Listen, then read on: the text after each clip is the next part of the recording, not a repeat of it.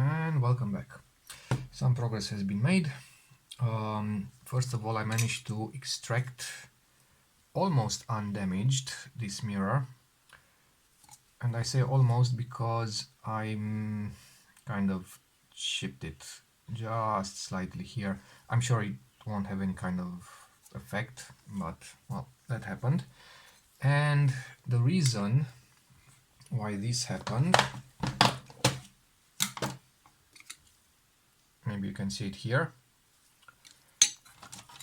The reason is that I really think somebody re-glued it at some point, because there was a big patch of silicone right in the middle.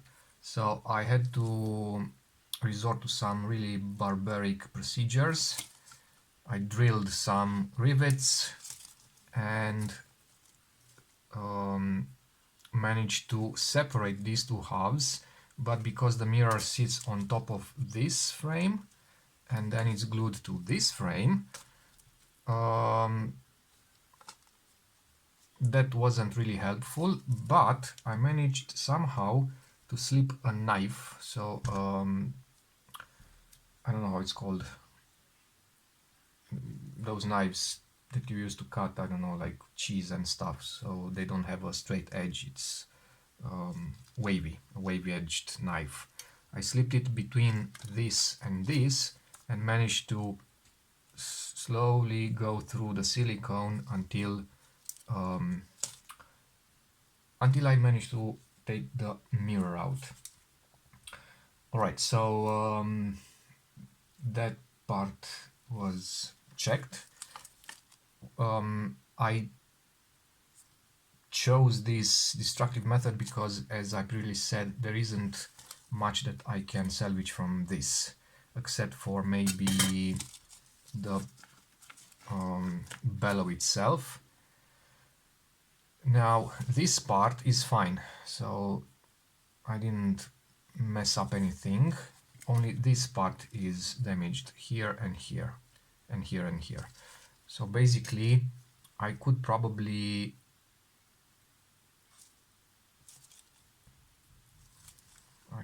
use it in the future.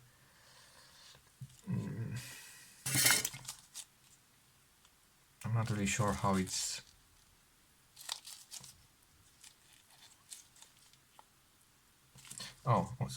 these two rivets, probably, hopefully, if I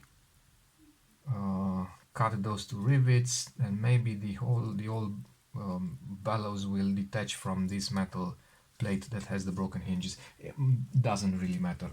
I'll probably never use it again, so.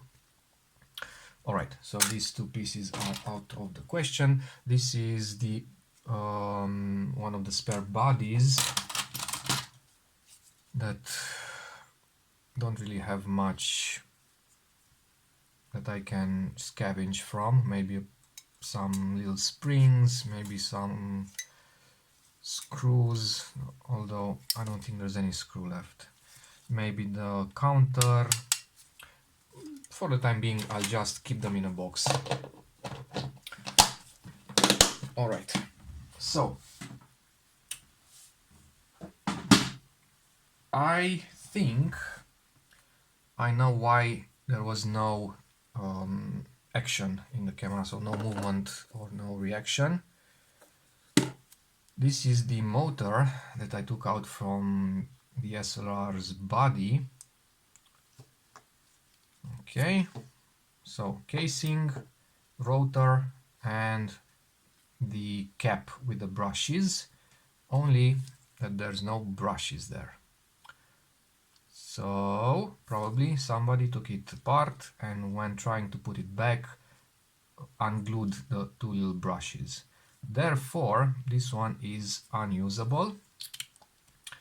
This bushing on the end of this, let me snap it back in position. This bushing is quite worn, but I'm going to keep it as a reference, and I'm going to write on it no brushes. Okay, because I'm not throwing it away. I'm a hoarder, so who knows. I do have another one with a badly worn bush as well. I'm not really sure if I opened it up or not. I probably did, and because of my last adventure where I put the cap on the casing the wrong way, and that led to the stripping of the gear train, I do not intend to have that happening again. Therefore,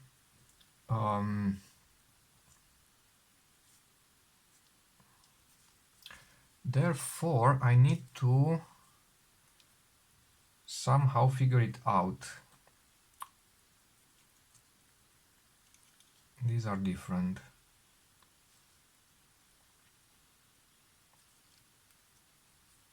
So this shaft is shorter than this one. Oh, yeah. And this one has... no, this one. This one has...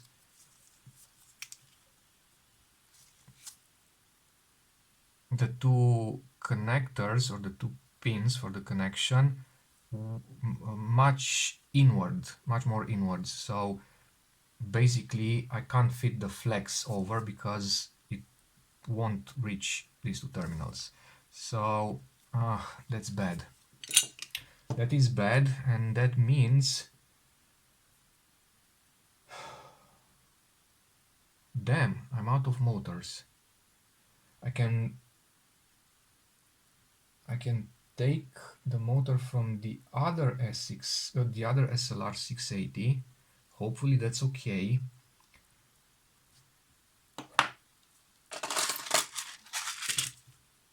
This one has no brushes either.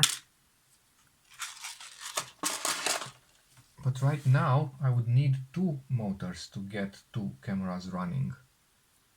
Oh, this sucks.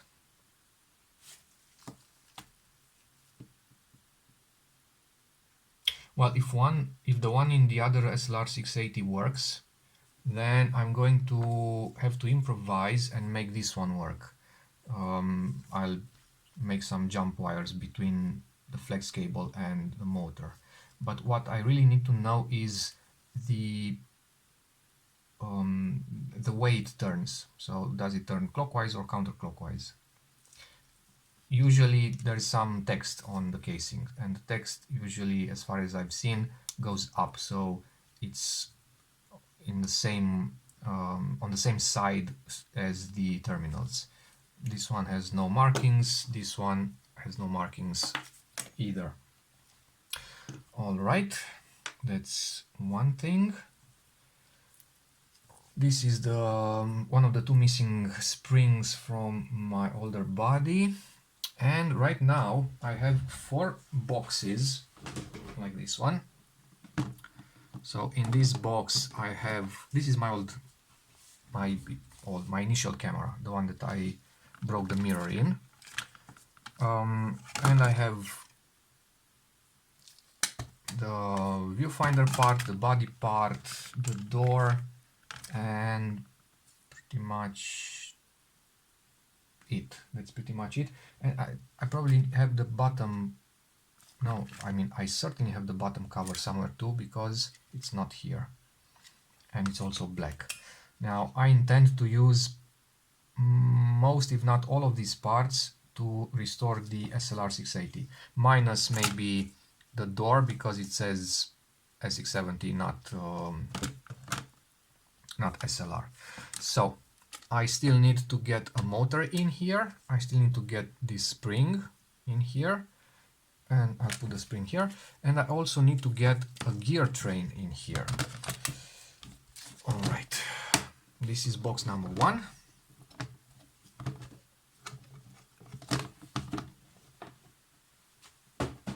Then we have the box number 2 that contains the SLR 680 that I am trying to resurrect. Now, one problem that I also saw this little flex cable has some messed up contact pads. I don't know what happened here. I assume this happened when it was opened up before, because this is the way it was, and probably some of those little flex boards are somewhere here. This is the nasty PCB. It's all damaged, so not usable. But I have this one that I'm going to use, and this is the body, the white body that is going to go in the other, basically I'm going to swap all the parts between this one and my camera, and hopefully I'll get an white bodied SX-70 at the end and a black bodied SLR. Alright, so this one for the time being only needs a motor, and hopefully that should be enough. I did not open up the gear train, and I don't intend to, because for the other body I'm going to take the gear train from the broken and messed up SLR. Alright, but I will need to clean it up and grease it and make sure it works, but I'm not going to open it, disassemble it just to see if the timing is correct. I will assume it is correct, hopefully. Okay, and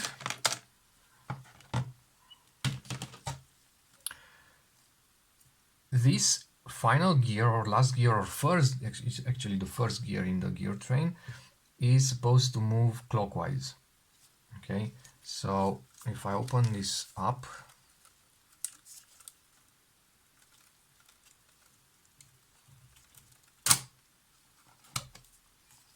okay, right now the mirror is down.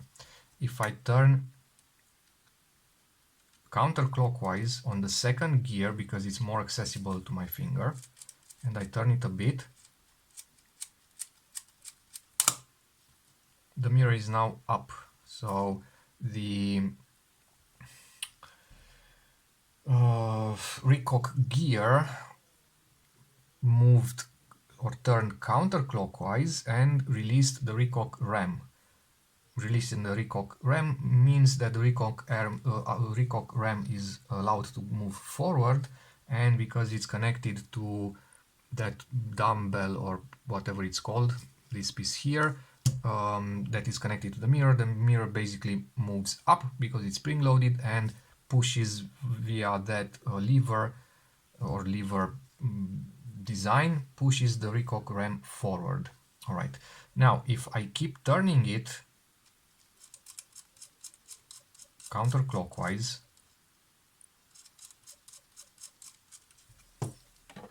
just a second, there's a naphtha candidate, it's all rattly. Eventually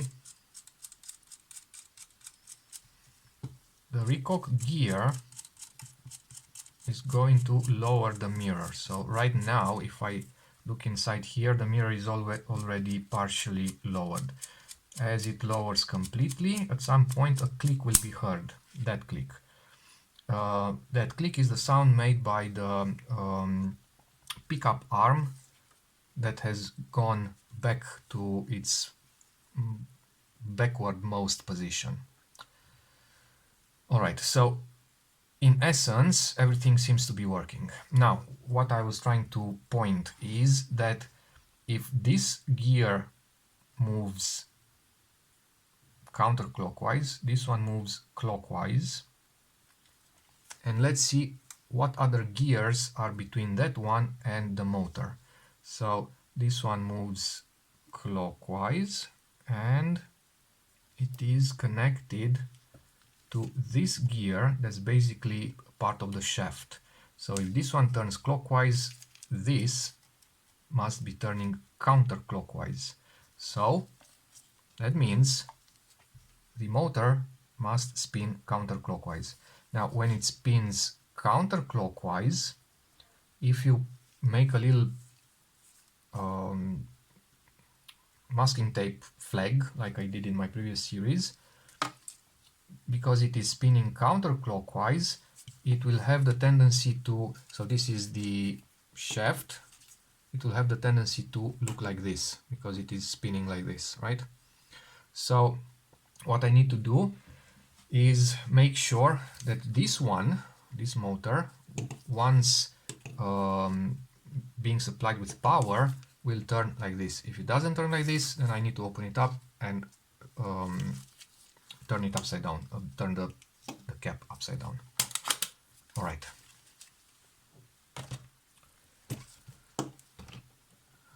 So counterclockwise, clockwise, right? And this was box number 2. In box number 3, I have remnants from the original white SX-70 that was used to actually get the body that was transplanted in the SLR 680. And I have the shutter, which I'm not going to use obviously because it's not the correct one. I have a bunch of gears and other pins and screws and pickup latch and concave mirror, so on. This is part of the viewfinder. This is the accordion thingy that I showed you that it's full of scratches. Part of the viewfinder and the bottom cover. So this one and this one. Oh, actually I'm going to use, if this one works, why not? I'm hoping that I'm going to use everything. I also need to open up one of the viewfinders and replace this part. Fun times. So I'll need to go in even deeper than the last time. And the last box, number 4, is obviously the broken SLR 680. For instance, this one is good. I need to just figure out how to take this. No, actually I need to take both. I don't know. I'll see what I need to do. Okay, black bottom, that is good, and this one that is bad, but I will need, so basically this is what I'm going to work on now, because I need lots of stuff from this one. I need the board, I need the motor, I need the drivetrain, and I need to compare this PCB with the other one. I have another paper PCB or paper based, to see what exactly is going on. Why was this jump wire put here? But this one is essential. If this one doesn't work, I'm still not gonna be able to make 2 cameras. Alright, so yeah, that's the plan right now. I'm not going to film the entire procedure because I've done it already in the previous series, but I will be back to obviously update you on the progress, and hopefully in not very long time I will have, well, ideally I will have 2 bodies that are both in working order, and then one will be easier to get ready or to get finished, the SX-70. The other one will require some more work on the shutter part and the sonar assembly and so on. Alright, see you in a bit. So I've got some of actually pretty much everything of this part done. I got the new mirror installed. I got the gear train and I've got the motor. I had to use this motor because, as I said, both working motors that I have are this variant. I tested it, it works, it spins apparently the correct way, and I will need to use some jumper wires between the terminals of the motor and the contact pads on the PCB board, but that shouldn't be a problem. Actually, it's easier than getting those terminals through the holes of the PCB board. I also need to do something else, but I'm trying to remember honestly what that something else was.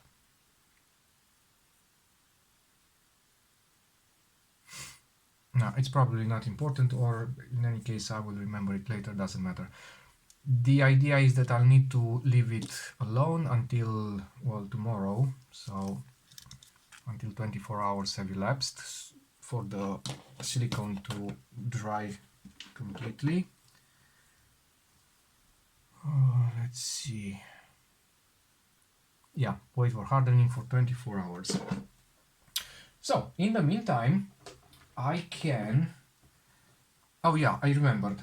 I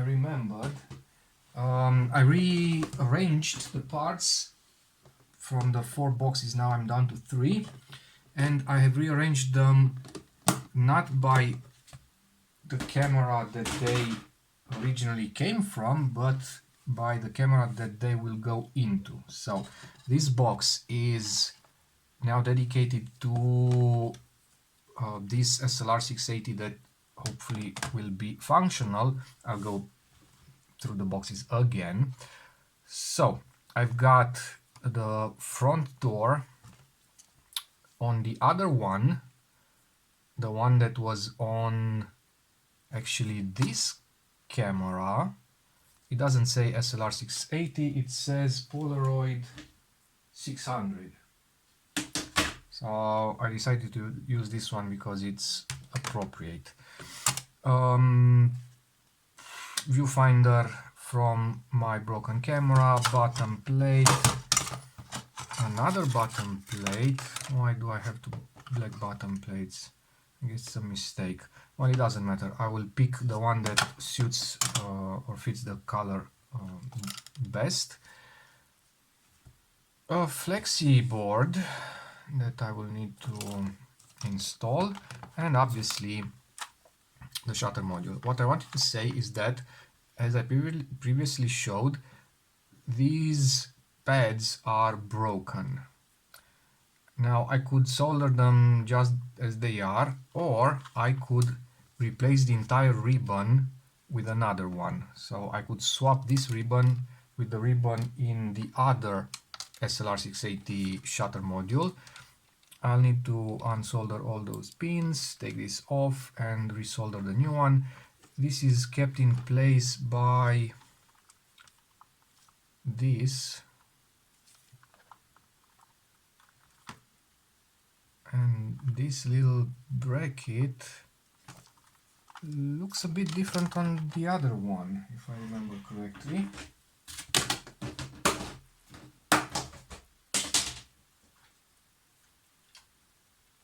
No, it's the same.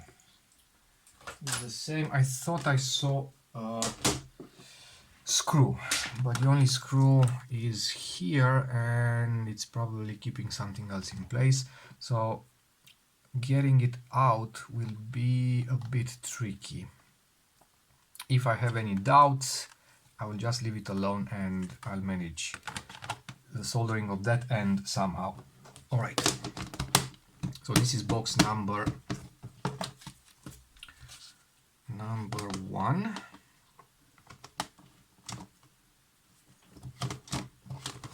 Yeah, it's not very cooperative, and then we have box number 2, which is the future or soon to be white SX-70. So I've got the white front door, I have the white body that came from the SLR 60, and it only needs the board and the motor. And I will need to check the mirror, but I think the mirror is okay.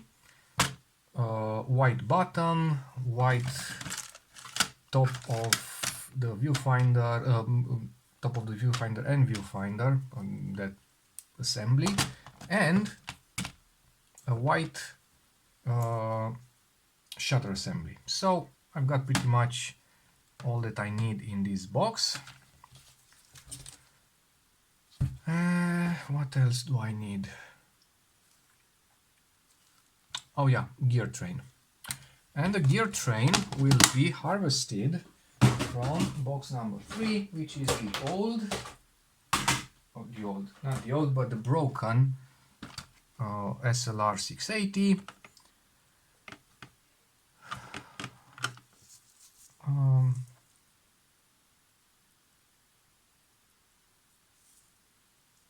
Something is fishy because I don't have the gear. What am I missing? I don't have the gear train. Oh no, Jesus, it has the gear train. So the gear train is already installed and it's okay. Yeah. Basically, I think this one is done, so I can put this aside for the time being. I don't think I need anything else.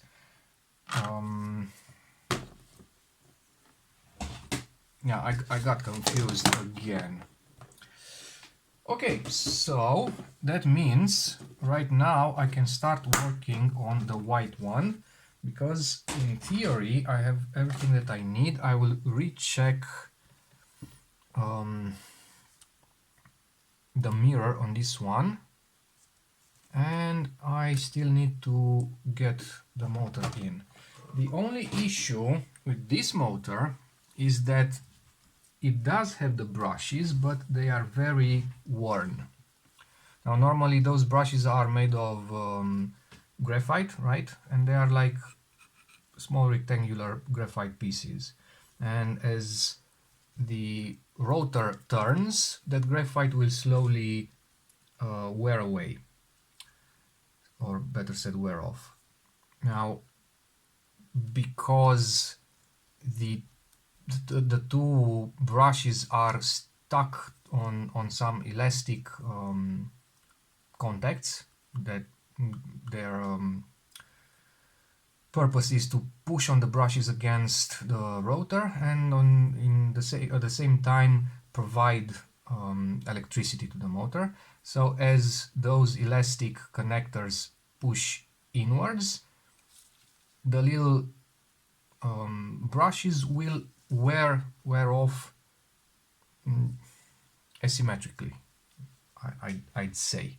So basically I don't have rectangular brushes now, I have more or less triangular brushes.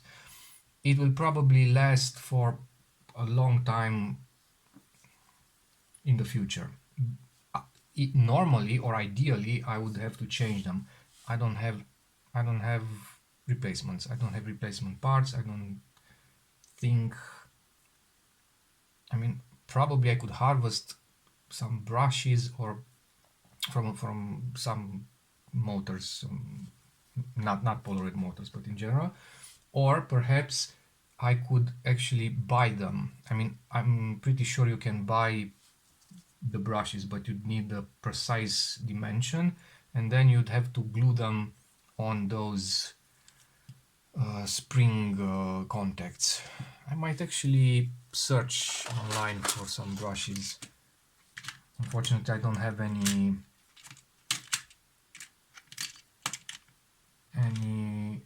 original ones to get the dimensions. I can approximate the dimensions, I suppose. So for the time being, I'll just get this inside. This bushing is a bit tired. Maybe I can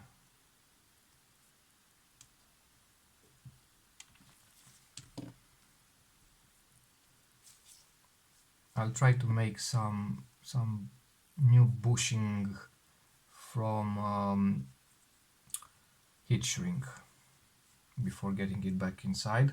At least one issue should be resolved. I have the spring, and that's about it.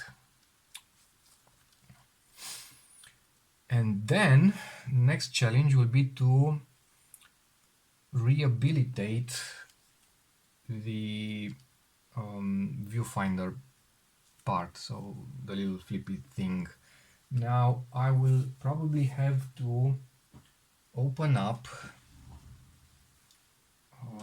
let me see where that one is.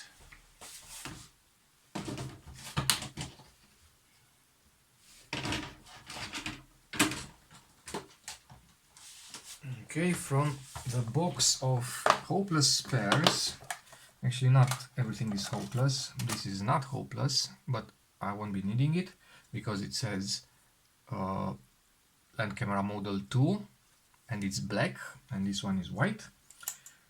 And also this is not hopeless, this is in perfect working order because I used it. So these two are good parts, but this one, this is why it wasn't working correctly, because there's a spring that is out of position, and I will have to open it up, see how it's assembled, so I can swap, or actually I can put back the white one, which for the time being is in pieces. And I'll probably have to also get maybe this accordion part from this one. We'll see how I can manage. All right, so basically that's the plan right now.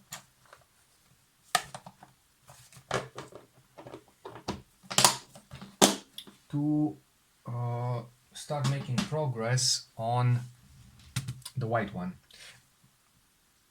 Pretty much this series will be like a ping pong match, so it will be going back and forth between the SLR 680 and the SX-70, and hopefully at the end of the series I will be able to present two functional cameras that will add to the other two functional cameras, the SX-70's chrome and white that I was working on the previous series.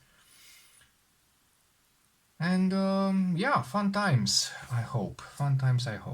All right, this one goes back into the box for the time being. I'll need to get this one sorted, and I need to see how this one is put together. Some pins and some other things. When I figure it out, I will let you know. It can never be that easy now, can it? I thought I had all the parts for assembling this, and I kind of do. So I have this part and this part.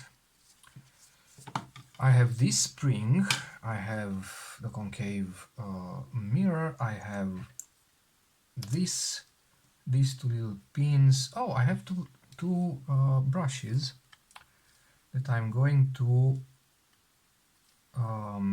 glue in one of the brushless motors that I have, and hopefully I will get one of these motors,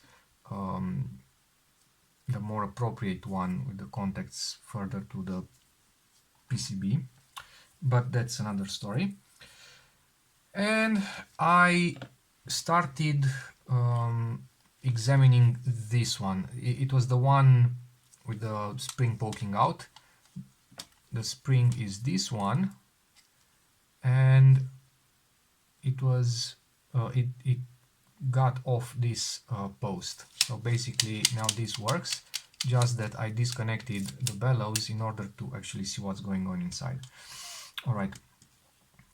The problem is that this little guy also has a broken piece, this one here. So this amputated pin is in fact this one, the one where the spring should connect to.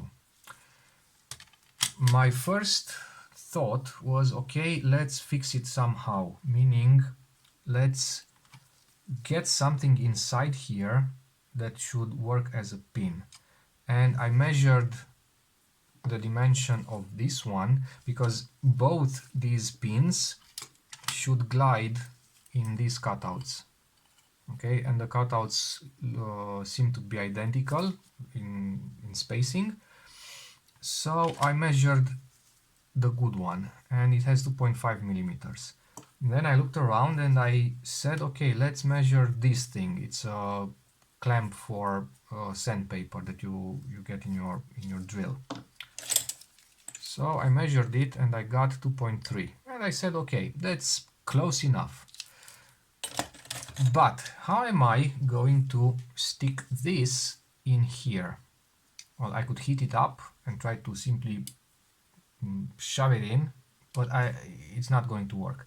If I drill a hole, the walls of this channel will be too thin and it will break.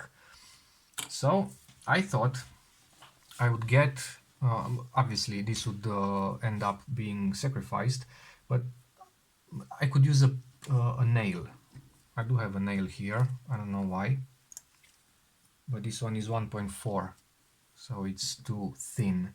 If it's too thin or too small in diameter, it will wobble inside that channel, inside the cutout. So I don't know if it matters or not, but I suppose things were done in a certain way for a reason. So this one is not okay. I could also use a drill bit.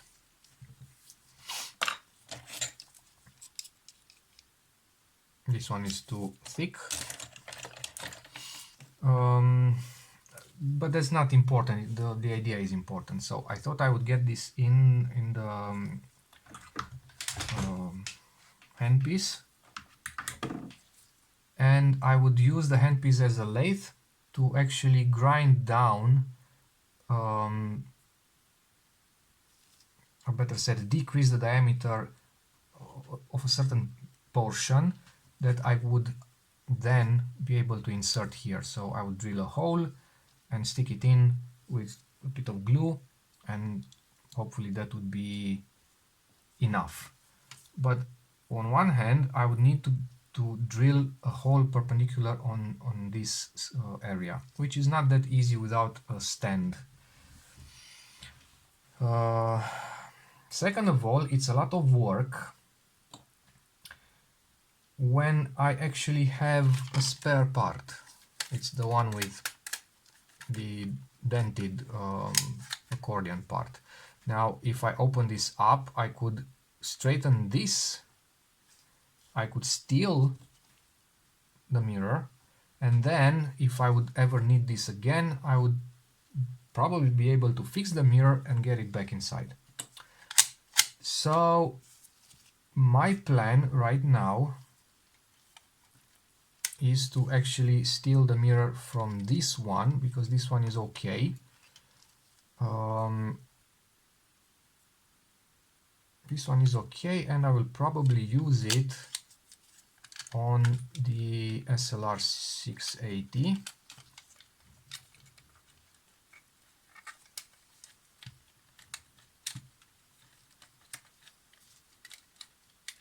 All right. So I don't have to peel off the damn leatherette, or what the hell that is, the crumbly one, because this one is already sort of reskinned.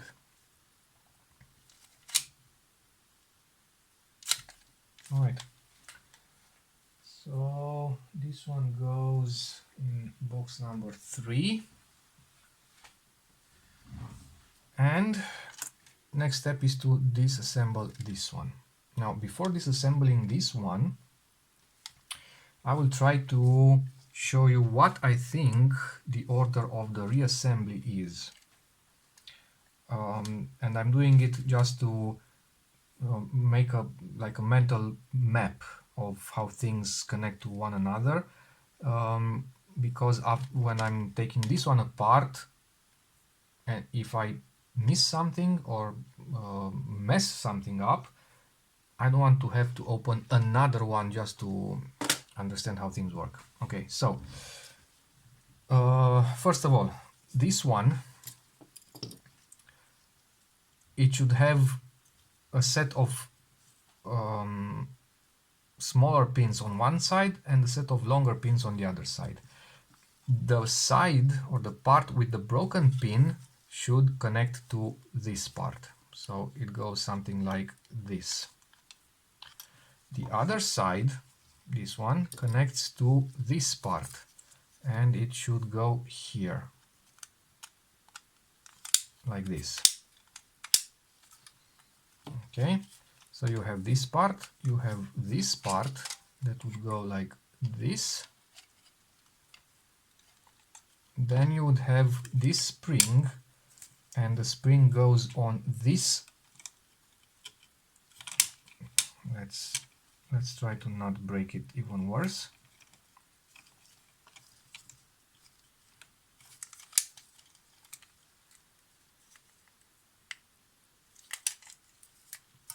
Okay, so the spring goes here like this.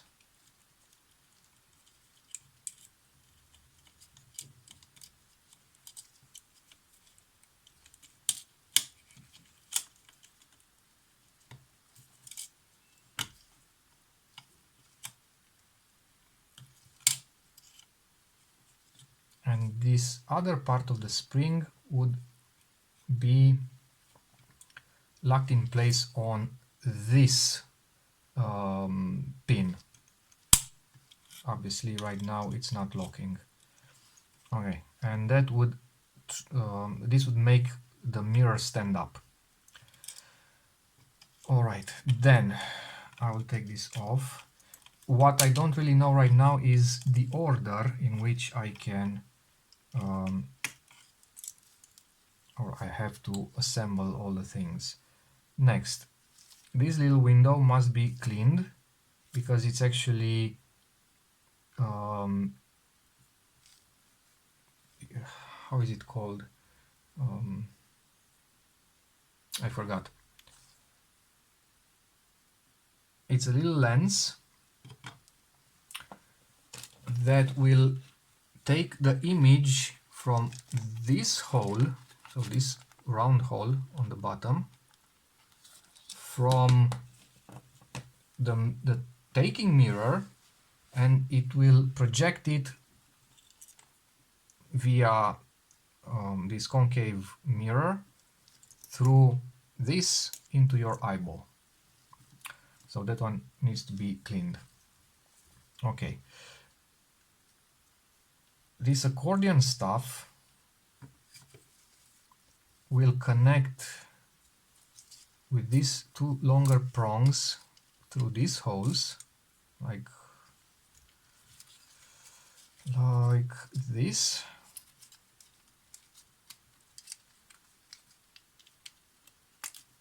All right, and the prongs will be bent here, and the other on the other side it has two little hooks that will hook on these two little protrusions. So it will hook like this. All right, and then we have this that connects to this part, and it goes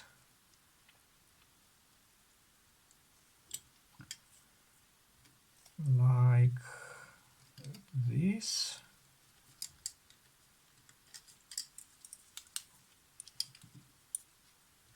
Let's see. All right, and like this.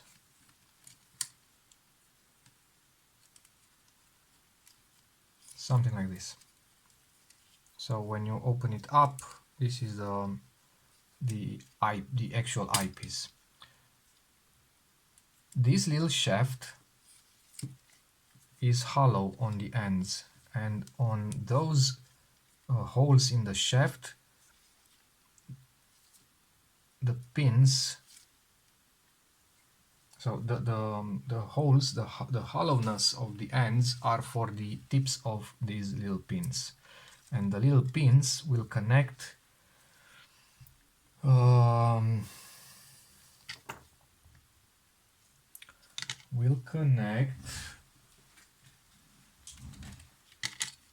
yeah, this part to this part. And now I need to put them all together, and I think it's going to be quite funny.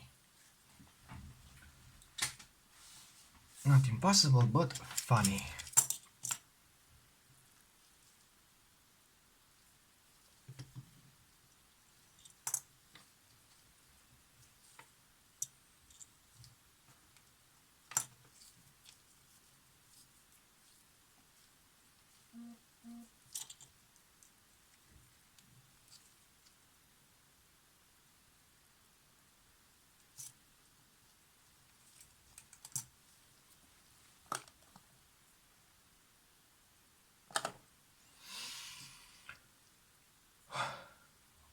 Okay, let's see how it goes.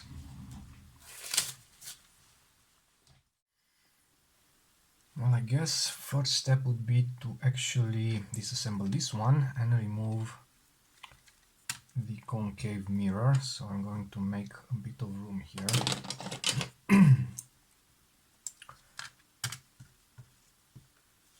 All right. And in order to disassemble it, I will need to extract these two pins, and also I'm going to make sure that I get everything back in the correct order. So in this one, the spring that keeps this lens in the upward position is located on the left, so if I keep it like this, it's on the right. And I also know that one of the pins is shorter than the other one because I have the pins from the other one, and I will need to see which one is which. I suppose the longer one is here. Yeah, so the longer one is on the left side if I keep it like this. So long and short. Okay, let's see.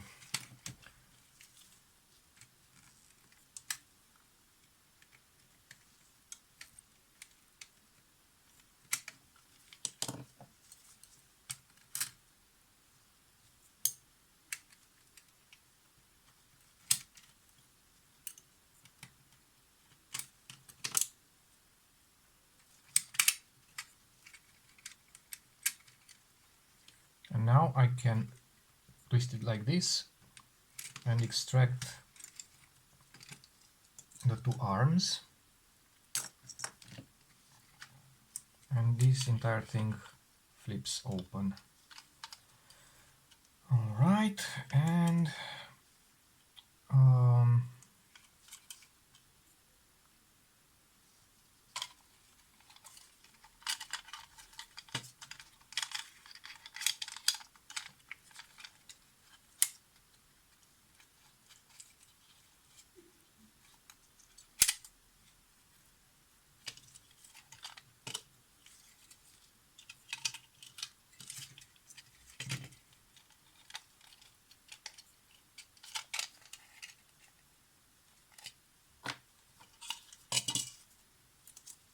now I can also straighten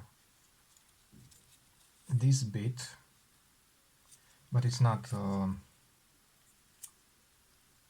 really important right now, although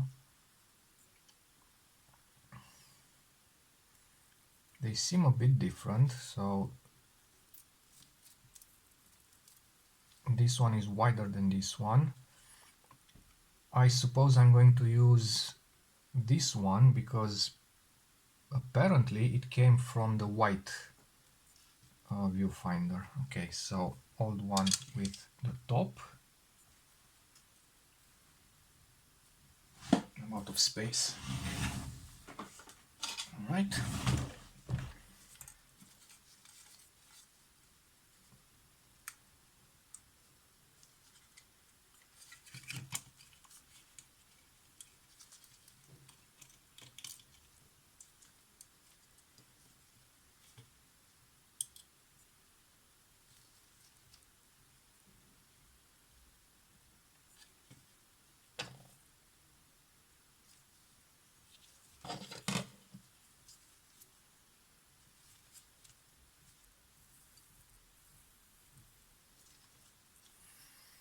This one also has a metal piece that apparently lacks in this one, but I think I've seen it in my bag of parts. Let me check.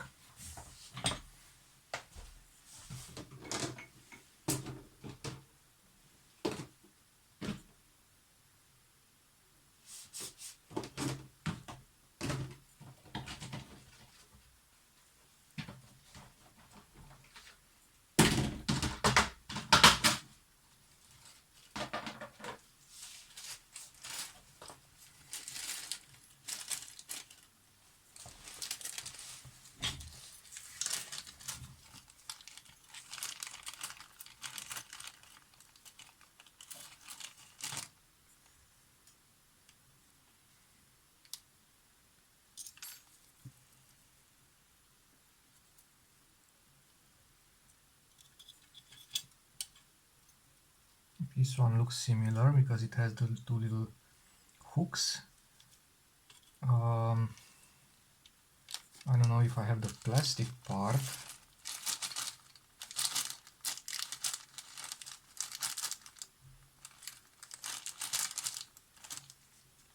I guess I don't. And I also don't think I have this part. But maybe it's a modified design. Because this one comes out as one piece.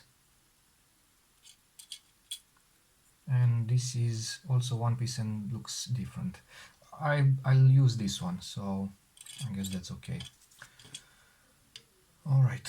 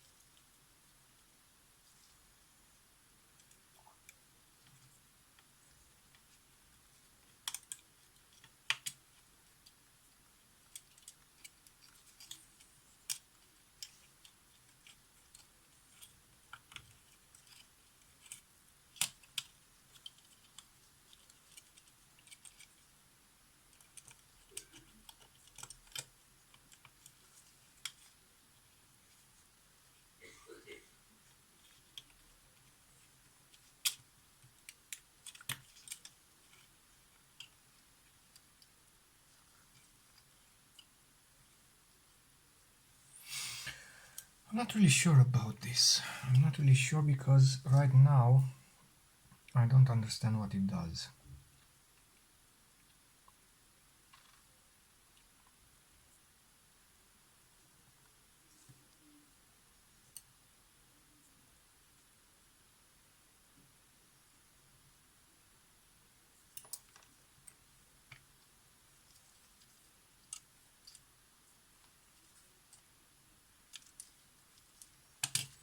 But anyway, next step would be to get this back, and in order to do that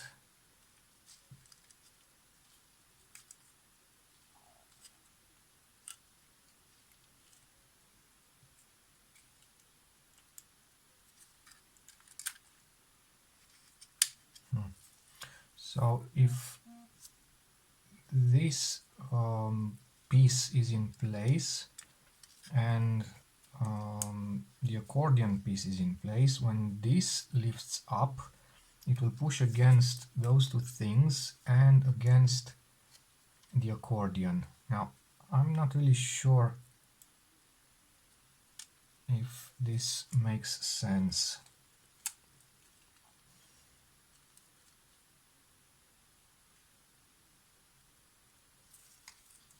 Very weird.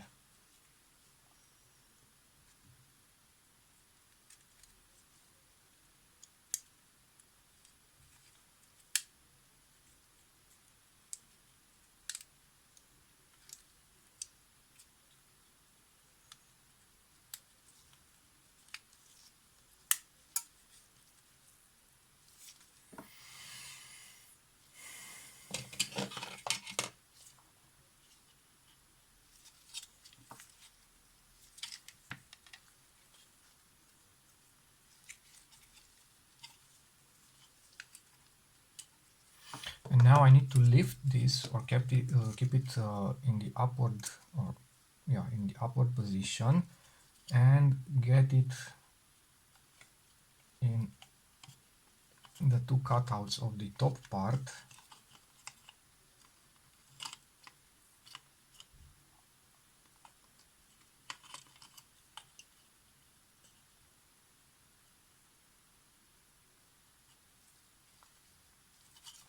No, it's the other way around. Okay, like this, and then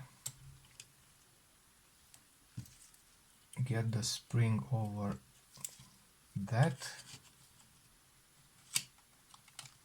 and now I can close it like this. And once closed,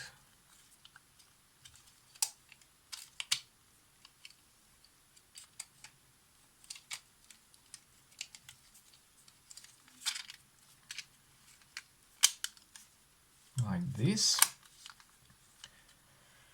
now I can put this thing back, and this thing goes like this. So this one goes here, this one goes here, and now I need to put back the spring and the central shaft. The spring was on the right side,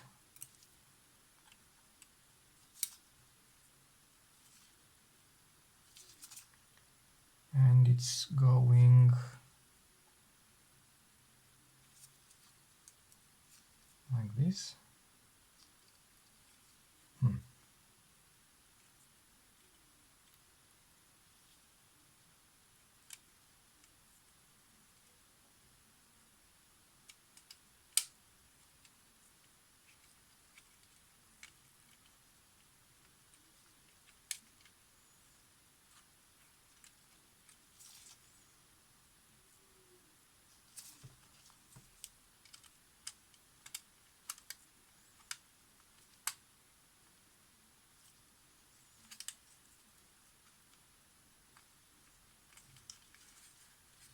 Yeah, this is quite fiddly, but it's actually easier than I expected.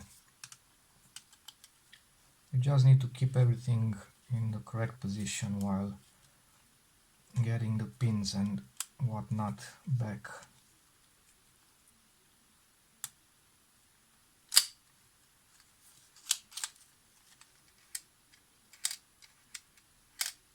Okay, I've got something wrong. First of all,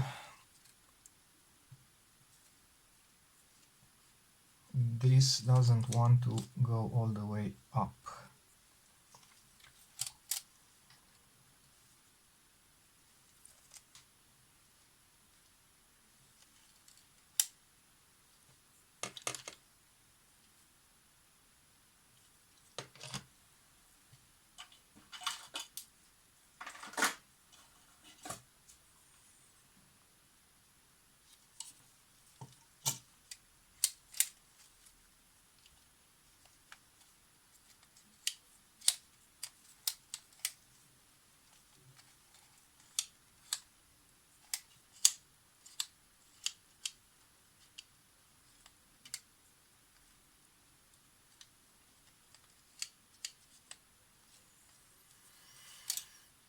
Second of all, this one is flappy because I did not put back that spring correctly.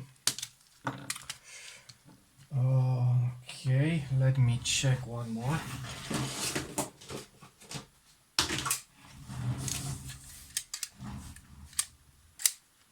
So on this one, yeah, I got the spring, that spring incorrectly mounted. And also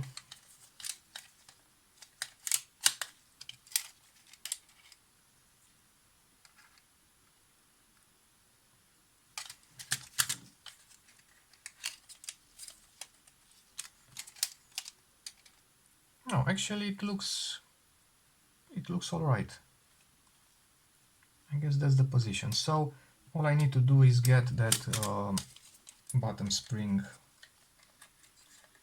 in the correct position.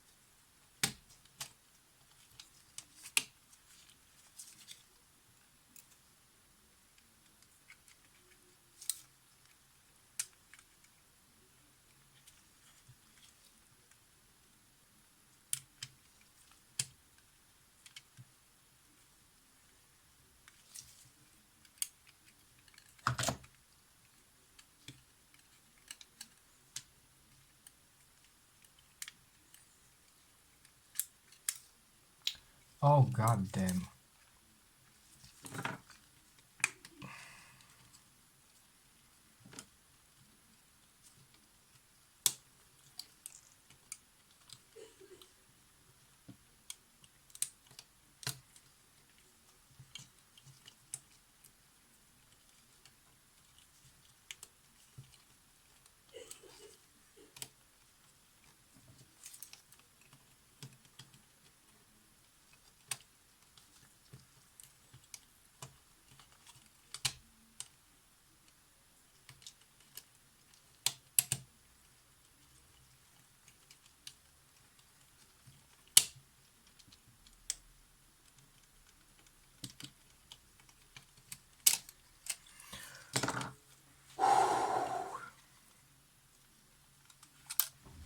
Okay, yeah, it's no, it's trickier than I thought,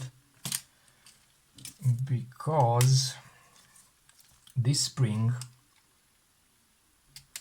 needs to have one end under this portion, so right in between this part and the spring itself, the short end of the spring, and the other portion is the other end, the longer end of the spring, needs to sit somewhere here. So you need to against its will tension the spring like this, somehow manage to put it down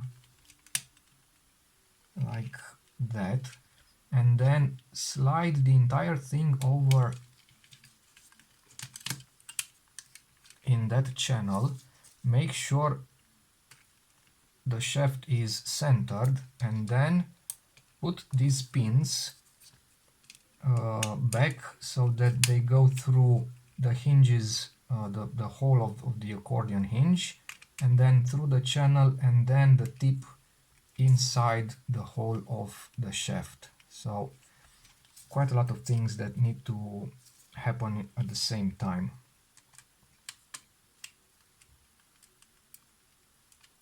Something like this. And now it's supposed to be all right. Then I need to press these in. All right. And now I can reinstall the lower part. If I can.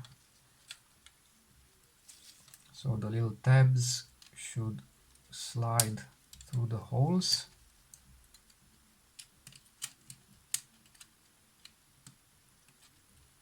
Which is actually harder than it seems.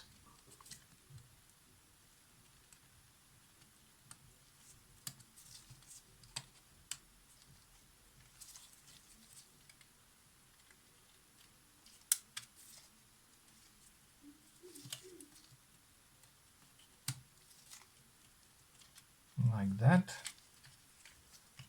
And then you bend them.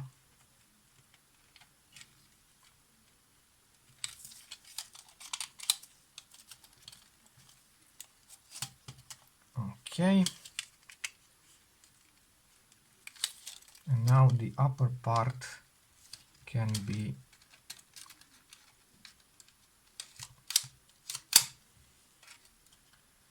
what am I missing here?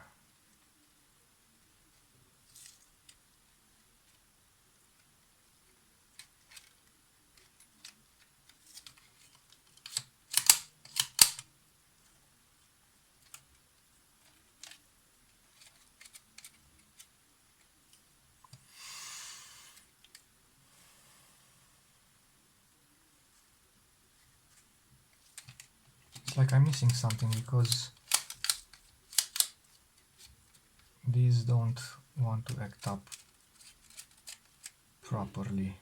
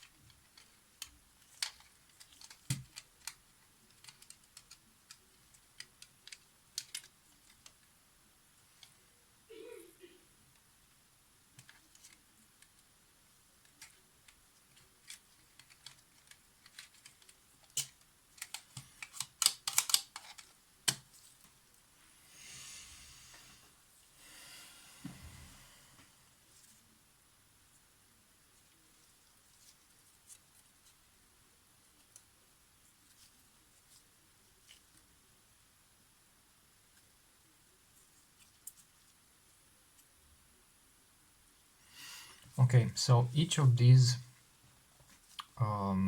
segments has a little tab, and what that tab does is it does not allow for the segment beneath it to open, or better said, to move independently. So when you raise one segment, it will automatically raise the one below it, the one below it will raise the one below it, and so on.